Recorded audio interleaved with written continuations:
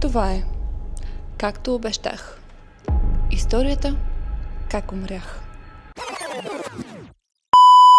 Здравейте, правя ремонт вкъщи и ми трябва помощ. Искам нещо красиво, обаче не искам къртене, не искам майстори и всичко трябва да е готово до 3 месеца. Значи сте на правилното място.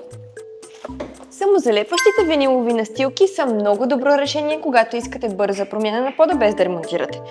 Изглеждат супер модерно, поставят се много лесно и могат да променят усещането в помещението. Към тях може да добавите и 3D самозалепващите се тапети. Много са готини и предават релеф. Може да ги сложите в коридора, зад спалнята, за телевизора. Много са готини. Ами, добре, ще го обсъдя с мъжа ми, най-вероятно ще се върна. Няма проблем. Довиждане! Забравих да попитам, каква ще е цената за всичко? За стая около 15 квадратни метра тази комбинация излиза към 200 евро. Тартуаза, цени за които да си умреш.